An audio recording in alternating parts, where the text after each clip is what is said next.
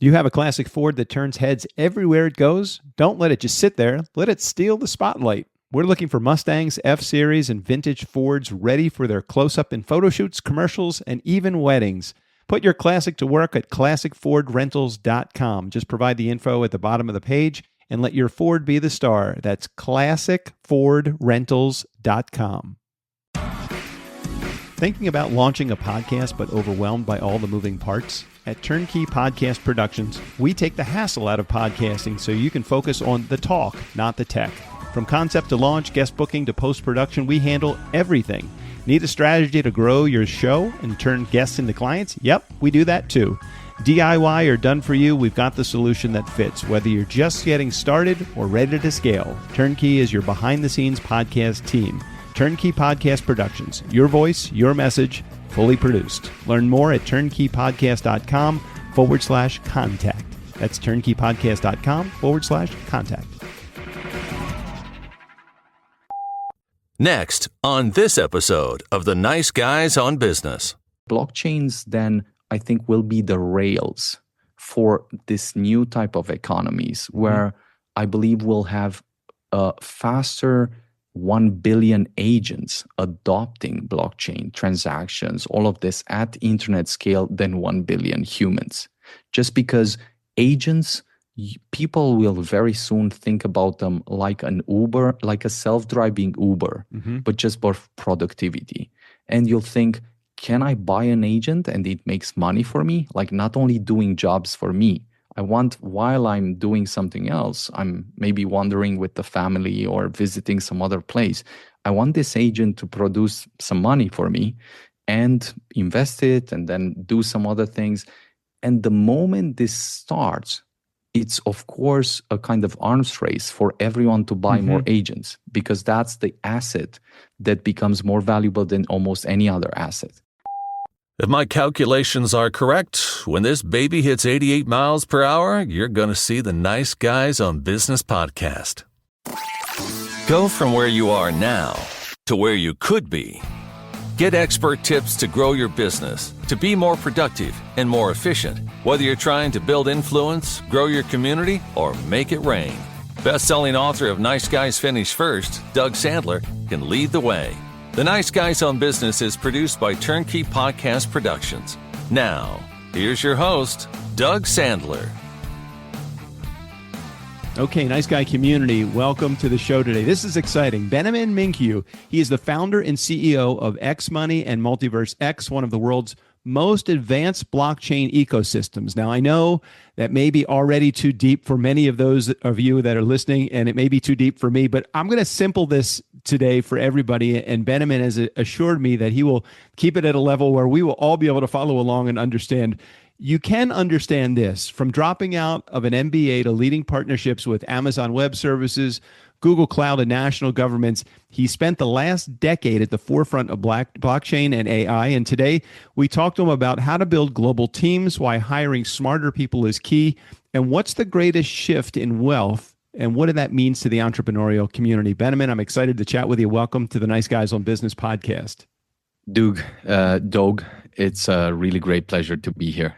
I hope I did not butcher the name, but great pleasure to be here. No, I respond to pretty much anything, and I appreciate. I'm sure I did the same with your name. I tried my hardest to, so we're in the same boat here. We'll both forgive each other. Is that fair? 100%. Let's do it. All right. So I want to talk about this for a second, because this is the question that as I was doing all of my research and watching you on other interviews, and by the way, you do a fascinating job accelerating the technology terms when you need to, and then bringing it to a simpler level like you will today. But you built Multiverse X into $1 billion company working with giants like AWS, Amazon Web Services, and Google Cloud.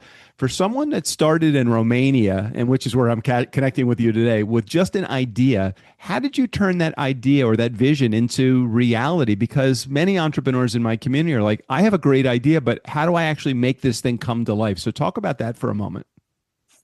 Indeed.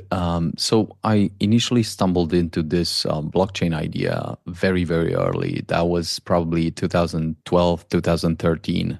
Went deep down the rabbit hole, spent a bunch of years just studying architecture, studying these ideas, then investing in more than probably 30 startups. And I always treated each and every step as this great opportunity to learn something that has not been mapped fully. And there was no book or just simple process from which I could learn stuff. And so at some point, I understood that the problems that I needed to solve were so complex that it was not only, let's say, computer science that you needed, but then distributed systems, game theory, economics, sort of politics. Right. A lot of this very interesting subjects needed to be synthesized so that you come with a breakthrough. So my sort of hack was that I needed to build a team with which we can literally build rockets, because with such a team, I could tackle this kind of very complex problems that in hindsight will always look impossible for the time where we were trying to solve them. But I almost, even right now, if I think about the type of people that I had and the kind of level of skills and the difficulty, we started, just to give you one very practical, concrete idea of what this would mean.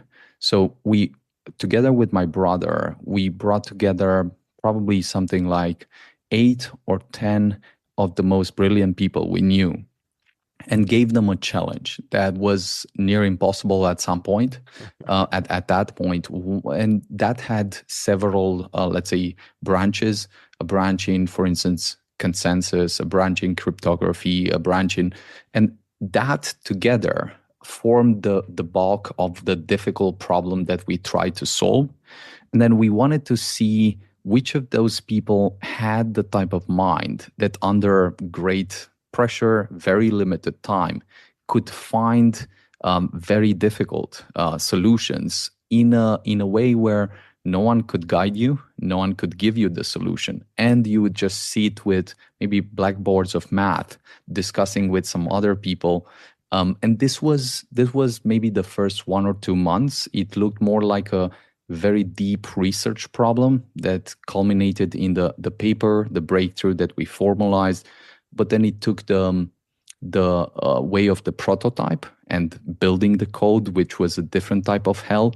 And then from prototype to scaling something to production, I mean, that's a different story altogether. All right. So I want to back up for just a second, though, because initially there had to be some spark, some problem that you thought, hey, if we could solve this problem, I think we would be ahead of the curve of what other people are trying to solve. What was the initial problem that you were trying to solve? Most people are like, they go into a grocery store and they're like, I can't find help. So the first goal is, okay, maybe I can build an app that would be a map of this store and I can figure out how to get where I'm going. What was the initial problem that you experienced that you wanted resolution for? Indeed. I think this is a great question. So initially, as I stumbled into this technology, I immediately thought with Bitcoin, hey, 7 transactions per second is cool, but certainly not the type of scale that could accommodate the scale of the internet. Like doing transactions at the scale of what the internet would need would certainly need orders of magnitude of that. And so in the process, I've essentially invested in several projects that were trying to solve this problem, bring a kind of incremental improvement to that type of problem that is called scalability. Just this idea that you should be able to process thousands or tens of thousands of transactions per second. And then before starting what was at that point called Elrond, I had this breakthrough that one of the most important transitions in the early days of the internet was this idea of transitioning from dial-up to broadband. And it was that transition that shifted the unit economics from something that was very interesting for many tourists, people that came in for fun and so on, to building an infrastructure that was fit for businesses to take shape and so on. So the same idea, I thought, would need to happen for the blockchain space, where if Bitcoin and Ethereum, just for context, can process something like 7 and 15 transactions per second, then if we could process tens of thousands or hundreds of thousands of transactions per second, we would be in a game that would be so far advanced that we would really contribute meaningfully. And the goal for us was to have an architecture that brought a 3 orders of magnitude improvement or 1000x improvement in that problem. If that simplifies things enough and makes sense. All right, well, let's take it to another simplified level just by defining something here. Let's talk about blockchain in action. For someone who is not technical, how will blockchain actually change the day-to-day life of normal people? Will it happen financially, and that will be able to buy and spend or buy and receive money through blockchain or using cryptocurrency, or is it something other than that? Is there a bigger picture that you're looking at? What's blockchain doing for us every day? So maybe the simplest way to look at it is you could almost look at blockchain as a different type of specialized database where you can have some properties that are censorship resistant, so no one can tamper with that. It doesn't matter how much power they have, what their incentives are. Once data is written on this, you cannot take it away. Mm-hmm. That's extremely valuable.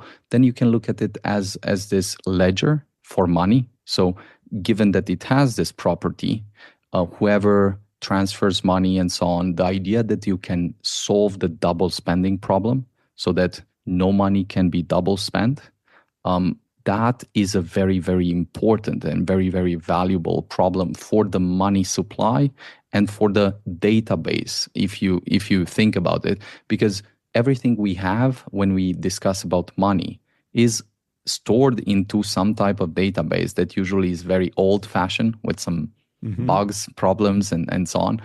And it would be very simple to see how if you'd have this global database that is both transparent and secure, you could very easily just move money at the speed of light. And if the world would have that, it would be very obvious again why someone transferring some remittance to their parents or to their family and so on would immediately unlock some great value, or why me transferring something from Europe to the US or me transferring from the US to Africa would just, whether for business purposes or family purposes, enable something that would be of great value. Now, the last point, which maybe is a bit more nuanced and opens up a larger door of opportunities, is this idea that a blockchain is just a balance sheet of assets and liabilities that is just digitally tokenized. Mm-hmm. And this idea of tokenization is just that the next version of transitioning from analog to some type of digitization that is not fully digital, to then having assets that are natively digital, that can be used on the internet at sort of the speed of light and so on. I think at this point, the conversation transitions slightly in the more sci-fi feel of the, but I think this is very real, very concrete today. And as opposed to 7 years back when we were starting out, it's an extraordinary time to think about this and maybe look at businesses and so on that could use something like this.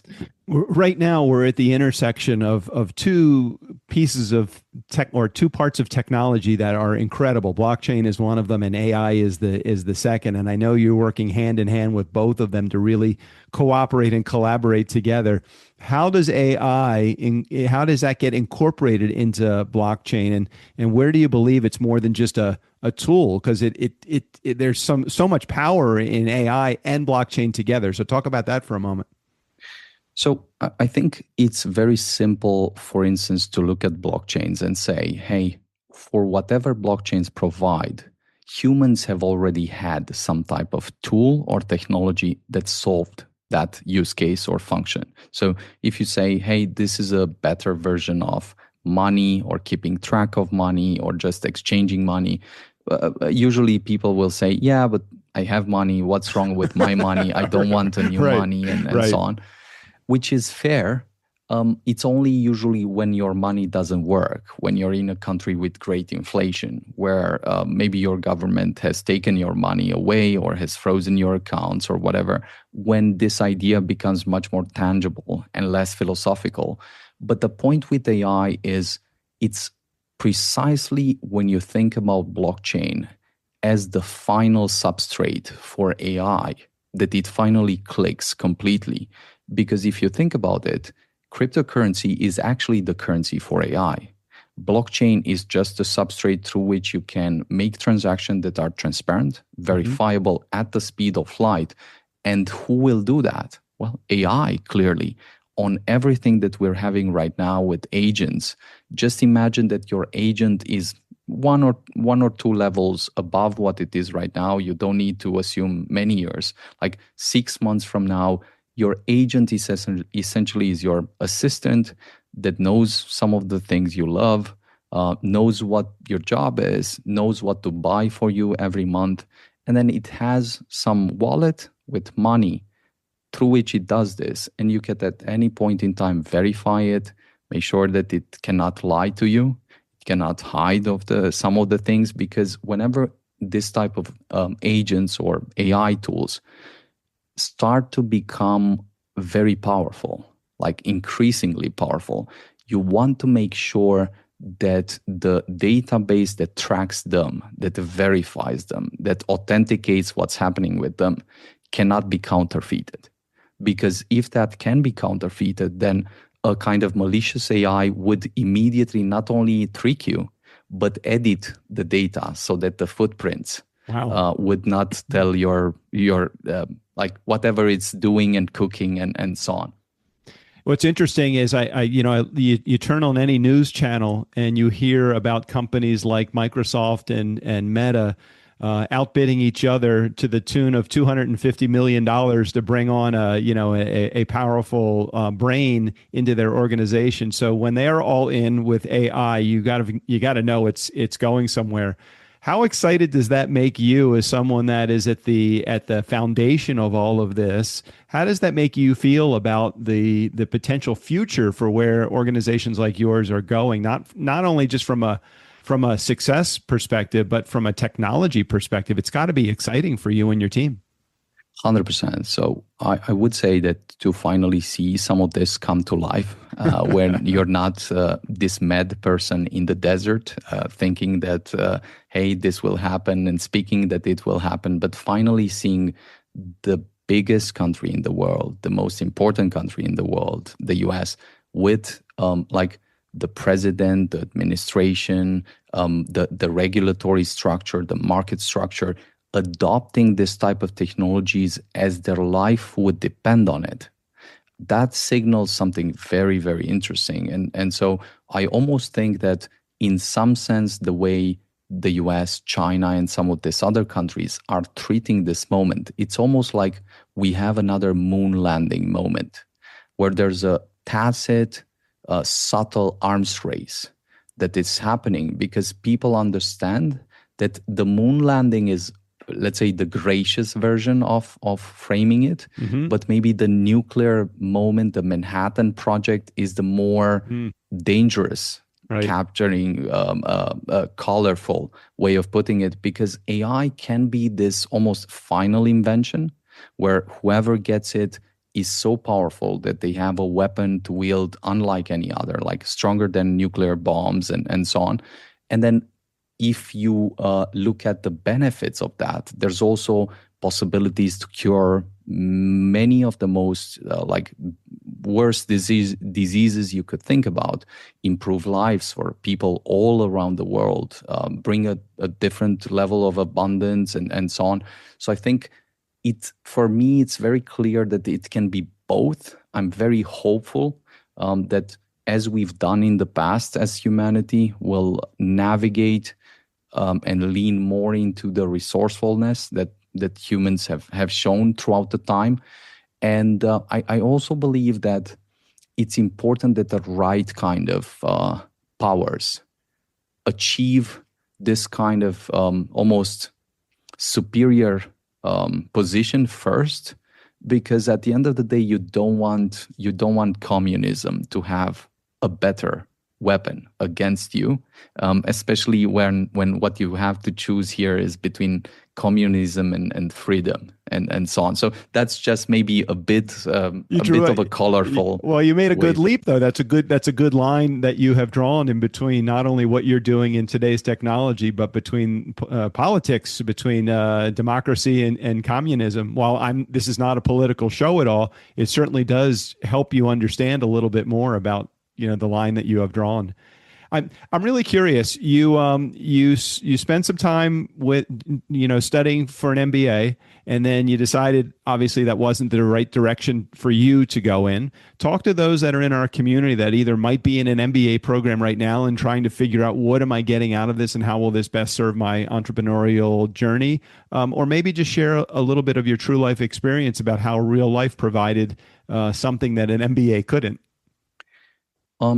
The way I look at education is, in some sense, after I almost escaped from school normally, I've sort of discovered the real books, the most brilliant minds in different fields, and I could not stop reading. Like I could not stop diving into economics, engineering, literature, like cognitive psychology, all business, all of it. Right. But it was school that somehow projected this idea where I was wondering, like, how come people read all this, in some sense, stupid books, like outdated, irrelevant? Why is this happening? That always puzzled me. And so when I discovered this oasis of good books, I just took a breath and said, okay, so again, I'm not that crazy. It's clear that there are good books in this world. There are subjects that I'd love. And so at that point, a few things really dawned on me. One, that knowledge is codified into books, into courses, in this type of structural educational materials and institutions in a very slow way.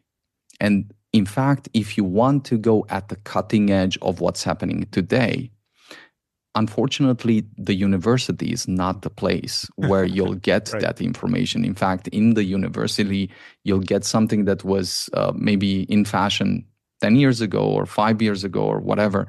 At best, of course, you could think, hey, at least I'm going and studying with the Nobel laureate or someone that is themselves at the cutting edge. I feel very few people actually do that. And so the moment that you start taking some risks, doing some steps, actually setting any type of goal for yourself, whether it's business, whether it's writing a book, whether it's just doing something, and just looking what are the top 3 books. I very early on made it a very intentional habit to have this super meticulous research on who are the best people on one subject. And so it was for me an entire ritual that made me super excited because I understood that wherever I may be in the world, I could start in Europe, but I could, if I was capable enough to research, map the problems, and see the insights, I could essentially land on the same deals that Peter Thiel would land, him being in the US, because the secrets are all in front of us, and it's up to us to take a close look, to uncover them, and to find the things that maybe people cannot teach you in school, that no one has learned yet, no one has understood yet. And I also think that's the beauty of it in life, in business, in art, that you get these very unique moments. As we have the moment right now, where some technologies have this extraordinary power, some businesses have a great tailwind, and some others have a really hard time. So it's always changing, but the idea of being alive, looking at the world with fresh eyes, I almost feel that's the thing that prompted me to say, hey, like this university thing, I mean, it almost seems like from a different age. And I'm I still want to be very, let's say, elegant here. But that was the thing that prompted me to say, hey, no, there's no point in spending the time I need to spend on all the mental cycles on making some progress, because it's very clear what I want to do. I just need to try a few more times, and then we'll see how it goes. No, I completely agree with you. I mean, I don't think anything can replace the school of hard knocks and you building a business and failing and saying, shit, that didn't work. I better try something else. And even though from a technology perspective, our business of production, podcast production, is nowhere near the blockchain or AI or anything, still we learn from the mistakes that we make, and it helps us understand, oh, well, that didn't work. I guess I better try a different route on that. I also want to come back to something you said a little bit earlier, which I think is really important for the entrepreneurs in our community to really focus on for just a quick second. And I'd love your comments on this. You talked about putting people in a position where they are the smartest people you could bring onto a team. And as an entrepreneur, oftentimes we want to do everything on our own. We want to understand it. We want to bake in it. We want to marinate in it. And we want to build our business based upon the things that we have built with our hands. Maybe in the beginning, that's a good approach to take. But as soon as you get any kind of traction, how important is it for you to be able to assign that role, that task, that responsibility to someone that specializes in that or is smarter at it or loves doing it more than you do? Can you just spend just a moment, Benjamin, talking about the importance of putting the right people on the bus with you to build this company? I mean, this is incredibly important, and it takes many years to actually appreciate how important it is, and how much this simple idea that you're just mentioning, that the entire process or the entire idea of a business is to make sure that you have the right people on the bus, the wrong people off the bus, and the right people in the right seats. And I think the first 2 points are much more obvious, because frankly, you should not spend life in a way where you're in rooms or circles where you're always the brightest in the room. Right. Life is too boring to play it like that, to experience it like that. You always want to get new challenges, new people, and if you're open and curious, you'll always find that there are other very interesting people, very bright people, both throughout history and living today, that have tackled many of the problems that you're tackling, which I think is always surprising and also humbling, because sometimes people 500 years or 300 years ago have thought and solved some of the ideas that maybe you're only realizing right now. So I feel there's a lot to take in, to learn, and so on. But then the almost the most difficult and most important point is that type of idea of testing things with bright people with which you're aligned, and playing long-term games with this type of resourceful people, and finding the right seat where they fit best. Because I think if I were to say what's the most challenging part is this last step, that a brilliant person may suck at some job and they are brilliant at some other thing. And you kill them if you put them in the wrong seat. I love it. And that's the very tricky, like it takes you 10 years to actually learn this very simple thing that we're stating right now. Well, what's so interesting about what you say, and we found this practice in action for us with our own company, again, not blockchain or AI, but just simple production. And it is, we have people on our team that were not excelling. Actually, they were not doing real well in the position, but we know we like them as a person. And we said, what would make you happy? What position within the organization?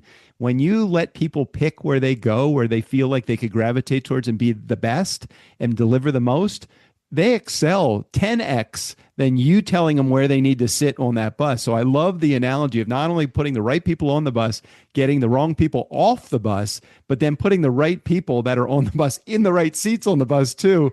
Man, that's exciting for me to know that happens in every level of technology and every kind of industry. 100%. And I think that frankly, not even only in business, like whatever you're building, whatever you're doing, it takes you a very long time to be able to interpret and guide the people, right? Because usually you don't have time, you don't have energy, you need to solve everything with a very close, tight feedback loop and time frame. And then you sort of have to learn to interpret the signals about people, to guide them, to see where they shine and where they can contribute value. But for us, this idea of building a team with which we can build rockets has almost been this guiding North Star, because with this type of team, you're very much navigating the world as a kind of special forces team. So if I were to tell you the way we'd work and how we would behave, it would almost seem like the SWAT team just applied to computer science and research and so on. So that's a bit of the context that I think almost overrides many of the obstacles that would make something like this impossible in normal circumstances to be pulled off. Well, and to your credit, Benjamin, it's not just the people that are on the bus in the right seats. It's the person driving the bus also. There takes a special kind of leader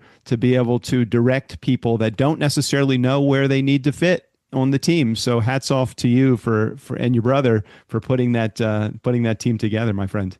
Indeed, and I should say that a lot of credit also goes to my brother. He's like crazy and hardcore, and of course very resourceful and technical. But it's just great to build things with people that are machines of execution, right? You put them there, and they always find a solution wherever they may be, whatever is happening. And so I think the idea of having this type of people around you is the thing that is always contagious. It always spills over and brings more energy, more excitement, and you almost feel like you're more in a movie or a book than what seems like reality. Yeah, you want to stay hot, get around the heat, and that is the best spot for you to be in. When you're around other people that excite you and inspire you, you get excited and inspired by what's going on around you. I want to talk just for a quick second before we wrap up, Benjamin. I really appreciate you giving me the extra time today. I know that we had you for just about 20 minutes or so, and you've gone well beyond that. So very much appreciate your time. Let's talk about for a quick moment the future, whether that future is in a year from now, 5 years from now, or even further down the road. I know it's hard with technology advancing as quickly as it is. What excites you about the future, and what do you see in place in the future using what you guys have created on your team? So I would say that there's a few very broad perspectives that I would look at. If I look at the current macro and geopolitical landscape, I think in some sense, both objectively and subjectively, we are living in one of the most exciting and interesting times in history. Of course, also one of the most challenging times in history for many, many reasons and so on. But if you're alive and have energy, you could not have asked for a better time with so many opportunities all around you. Now, I do think that AI and blockchain will most likely be almost the central forces in the play that we'll see during the next 5, 10, 20 years, because in some sense, AI will be this creation machine that gradually automates and eats all the things that we actually don't want to do, that we always wanted to outsource, that we always secretly wanted to put someone else to do it, and also gives us this power to double down on the things that we love, the things that we want to dig in more, research more, and so on. So I think there's literally probably the best time for human potential flourishing in a way that has never done before. And I think that's the type of thing that you should try. There's also a flip side to this where you just are scared, you don't want to do anything anymore, and then you think this will just eat you alive. And if you think too much about it, it might happen actually. So you want to just see what the ways are where you can use this. But blockchains then I think, will be the rails for this new type of economies where I believe we'll have faster 1 billion agents adopting blockchain transactions, all of this at internet scale than 1 billion humans. Just because agents, people will very soon think about them like an Uber, like a self-driving Uber, but just for productivity. And you'll think, can I buy an agent and it makes money for me? Like not only doing jobs for me, I want, while I'm doing something else, I'm maybe wandering with the family or visiting some other place, I want this agent to produce some money for me and invest it and then do some other things. And the moment this starts, it's of course a kind of arms race for everyone to buy more agents, because that's the asset that becomes more valuable than almost any other asset.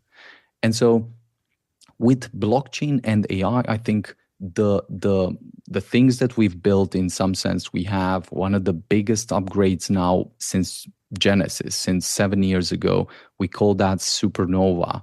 And this just brings any type of interaction or transaction to what is called a sub-second finality. In simple terms, this just means you press on a transaction and boom, it's just done. Wherever you may be in the world, in a way that it does very complex processes to not be counterfeited, to have all the checks that we were mentioning.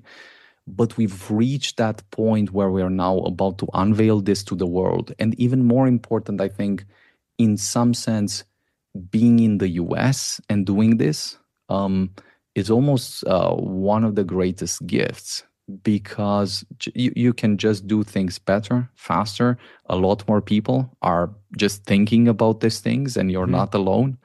And there's so many things that you can still learn and do. So I feel it's up to us. I think Charles Dickens had this line in The Tale of the Two Cities. Oh my gosh, I can't believe that you're talking about this. This was I don't know if this is the line that you're going to use. This is the best of times. This is the worst of times. That's exactly what I was thinking when we first started talking. I'm like, holy crap, you're right. We're thinking down the same lines. Yes. So I think that captures very much two sides of the conversations. Yeah. And I believe that you can always choose. Like you can start playing with this. I even encourage everyone in our teams, everyone I'm interacting with, to not sit and just listen, but take these tools and play a bit with them. Just do one simple step today, because once you do it, you're mind blown how simple it is, how useful it is, and then how close it is to you actually seizing and using that opportunity in business or life or whatever you're building.